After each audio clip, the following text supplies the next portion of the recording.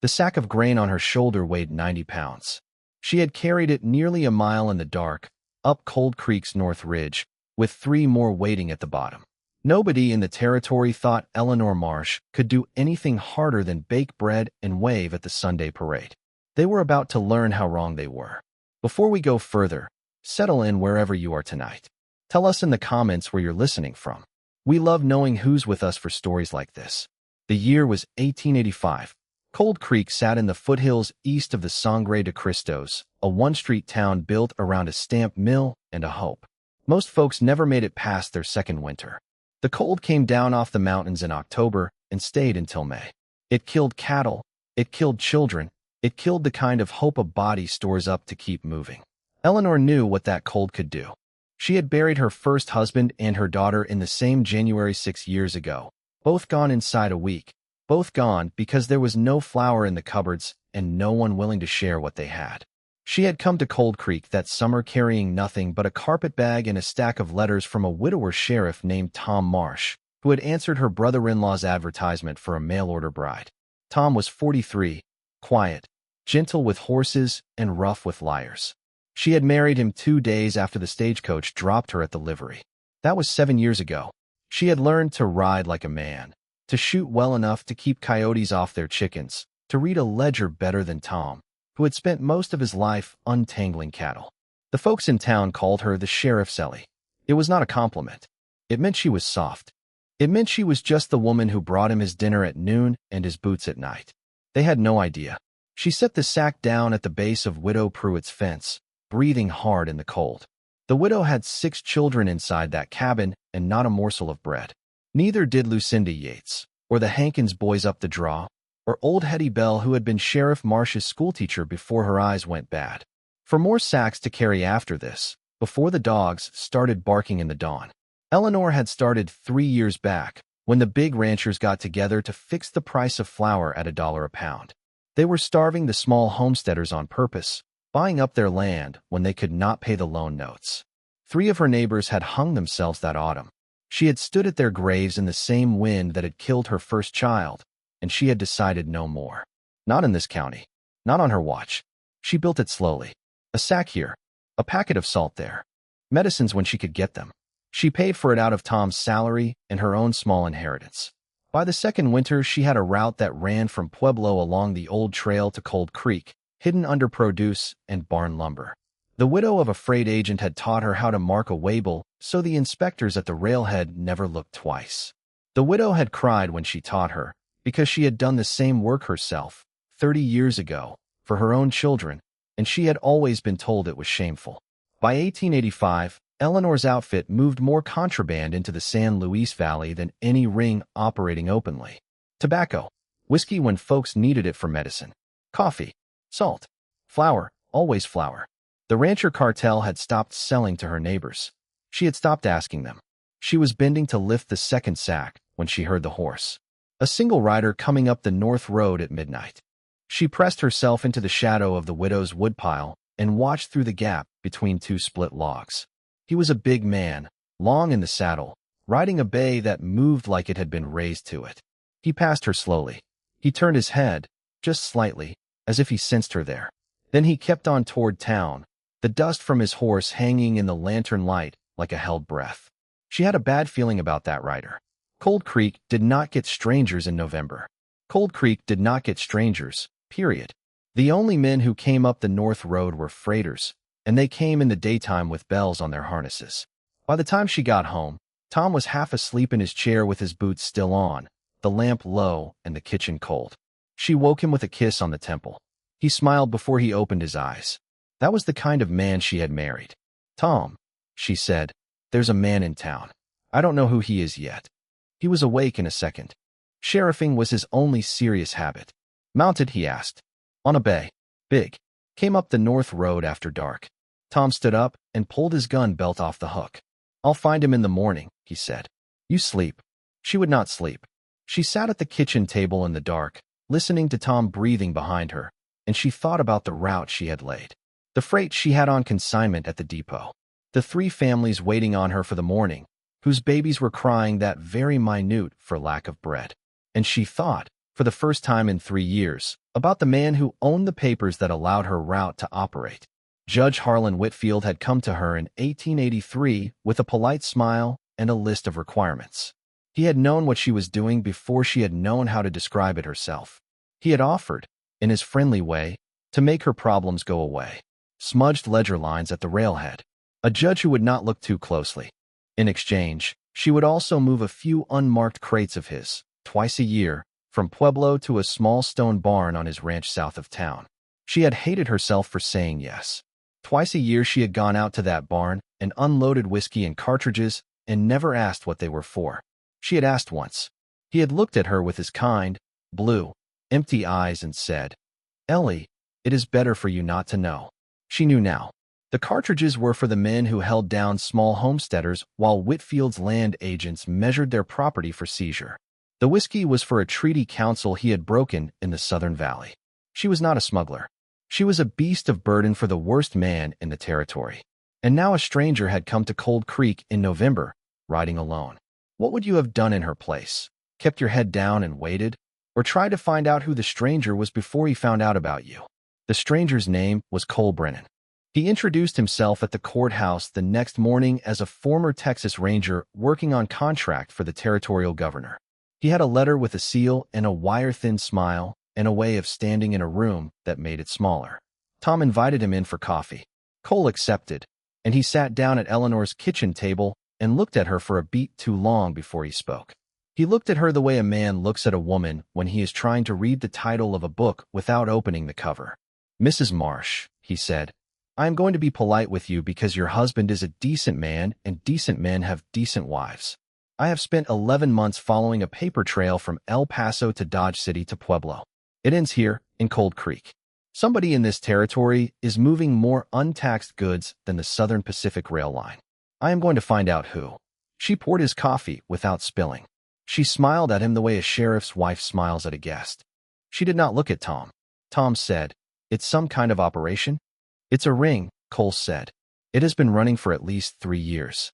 Whoever runs it operates out of a small town where the sheriff is trusted by everyone and the law does not look twice. Cold Creek fits." Tom looked at Eleanor. Eleanor looked at Cole. Cole looked at his coffee. The three of them sat at the kitchen table with 3 cups of coffee, and none of them touched a drop. "Mrs. Marsh," Cole said, "would you happen to know anything about a freight run that left Pueblo last Tuesday?" "None of mine, sir," she said. "I do not run freight." "I did not say you did," he said. He picked up his cup and let the conversation end there. After Cole left, Tom took off his hat and sat down at the table. "He isn't what he says he is," Tom said. "He isn't looking for smugglers.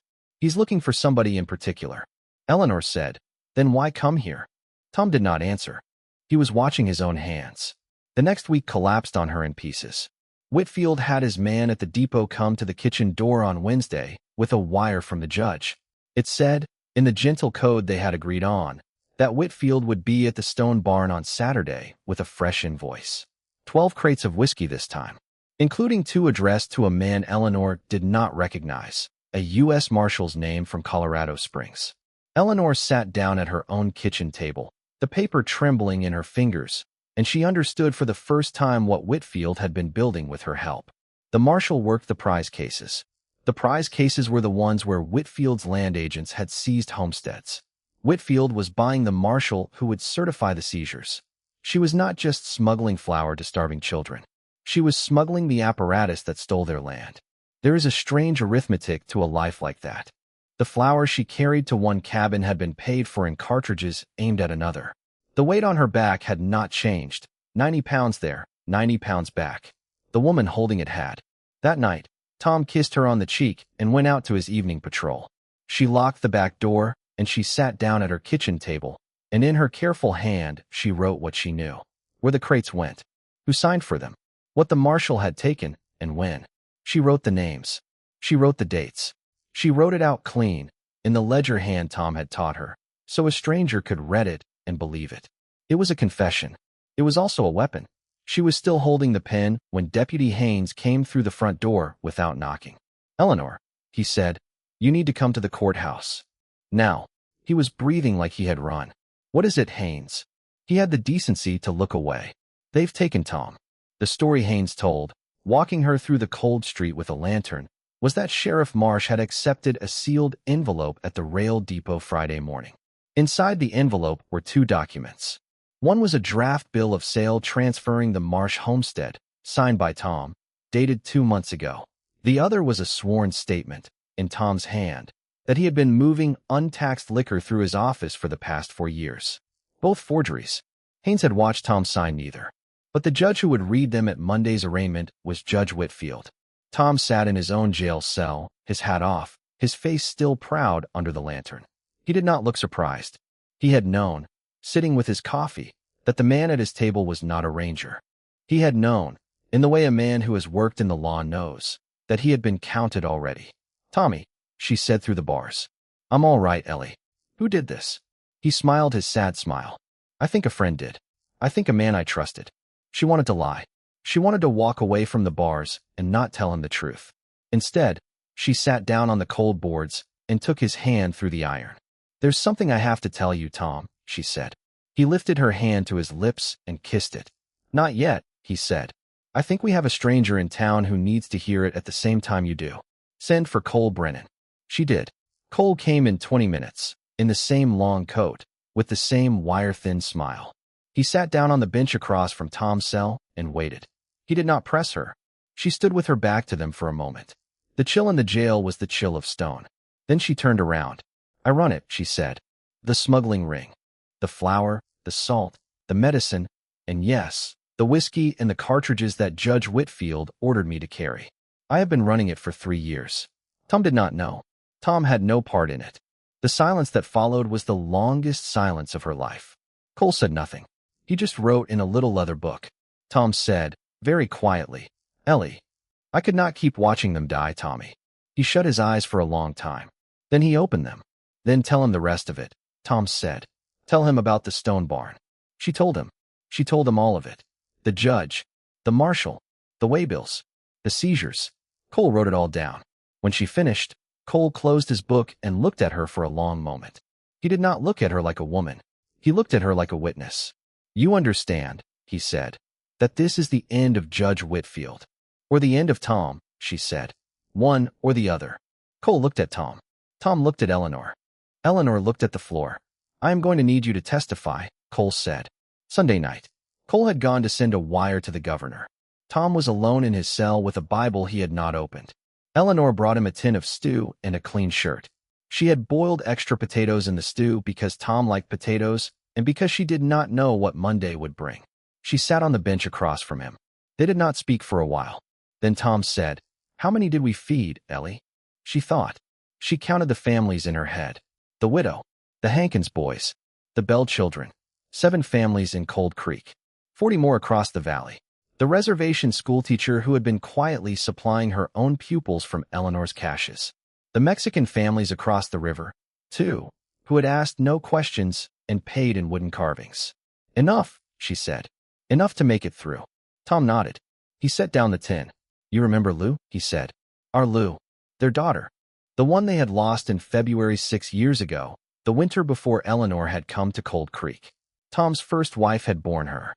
Tom had raised her alone. Eleanor's first husband had died years before. When Eleanor had married Tom, Lou had been 4 and sickly, and Ellie had loved her as if she had been her own. She had been buried in the bend of the creek, in the cold, with no stone. There had been no money for a stone. That winter, Tom said, I stood in the general store and begged Mitchell for half a sack of flour on credit. He made me kneel. He made me beg in front of his clerk. I begged. He gave me £3 and told me to bring my wife back for another 3 if I wanted it. Eleanor put her hand over her mouth.